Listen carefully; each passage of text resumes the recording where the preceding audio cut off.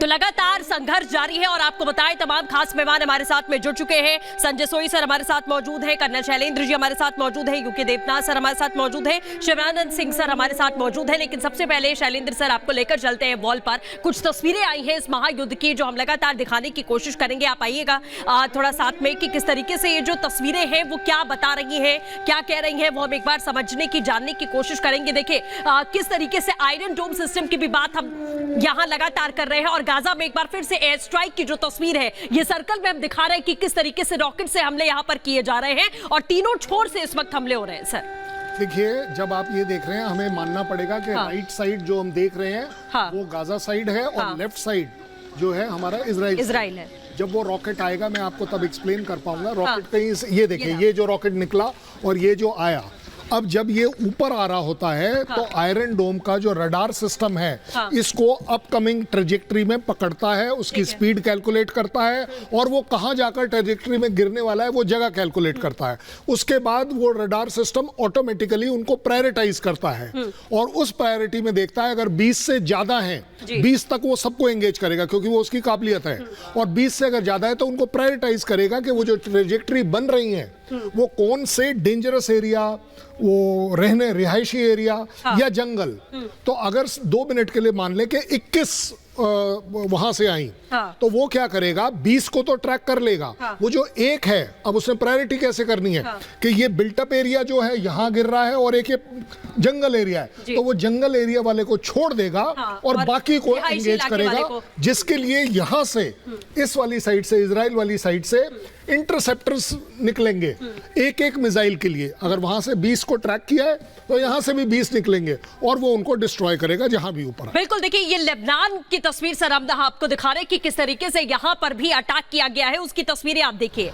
ये हिजबुल ठिकानों पर हमला यहां पर इजराइल की सेना ने किया है, जो तस्वीर हमने आपको दिखाई थी। और अब हम ये देख सकते हैं कि किस तरीके से जो इजराइल की सेना है वो पूरी तरीके से तैनाती करके बैठी है, क्योंकि लेबनान में भी हिजबुल्लाह पुरजोर तरीके से हमला कर रहा है। नहीं, देखिए इसमें कोई डाउट नहीं है, लेकिन मेरे हिसाब से वो जो अभी हम धुआं दिखा रहे थे that could not be possibly a tank attack.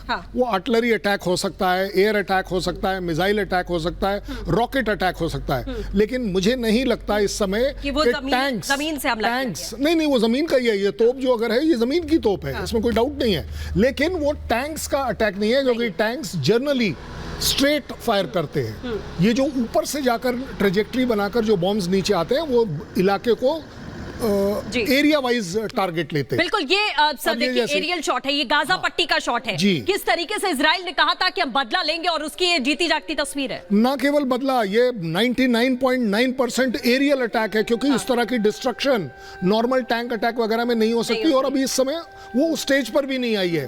These are aerial attacks. जब आप एरिया में आप देख रहे हैं, मेरे हिसाब से अगर इतनी जगह को डालना है तो कम से कम 2 से 3 250 पाउंड वाले बॉम्ब डाले होंगे, नहीं तो कम से कम 500 वाले डाले होंगे इसमें, क्योंकि ये इतना बड़ा एरिया जो अभी हमें दिखने में छोटा लग रहा है, मेरे हिसाब से कम ये 500-700 मीटर बाय 500-700 मीटर का एरिया है।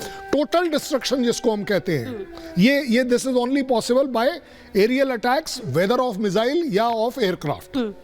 बिल्कुल, और इसी तरीके से कई ऐसे इलाके खास तौर पर इजराइल अगर चिन्हित कर रहा है तो वो आतंकी ठिकानों को चिन्हित कर रहा है, रिहायशी इलाकों पे हमले नहीं कर रहा है।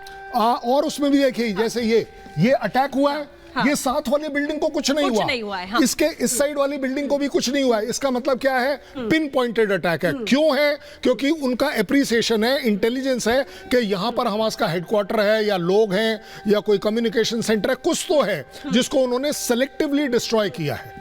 बिल्कुल सर, इसी के साथ हम वापस लौटेंगे आपके पास, लेकिन इसी बीच एक बड़ी खबर आ रही है। ईरान और जॉर्डन सीमा पर लोग जुटने यहाँ पर शुरू हो चुके हैं और पहले भी इजराइल और जॉर्डन की अगर सीमा की बात करें वहां पर बहुत सारे लोग थे जो फिलिस्तीन का समर्थन कर रहे थे, वो जुटे हुए थे। और अब इराक जॉर्डन सीमा पर जो लोग हैं वो जुटने यहाँ पर शुरू हो चुके हैं, जिनकी तस्वीरें हम आपको दिखा रहे हैं कि इराक जॉर्डन सीमा पर लोग जुटे हुए हैं, समर्थन में यहाँ पर आवाज उठाते नजर आ रहे हैं। और डबल बॉर्डर पर भी हजारों की तादाद में जो लोग हैं वो जुटे हुए हैं। फिलिस्तीन के समर्थन में ये लोग यहां पर जुटे हैं, इराक के लोग इकट्ठा हुए हैं, फिलिस्तीन का समर्थन करते हुए यहां पर नजर आ रहे हैं, जो कि तस्वीरों में हम देख पा रहे हैं।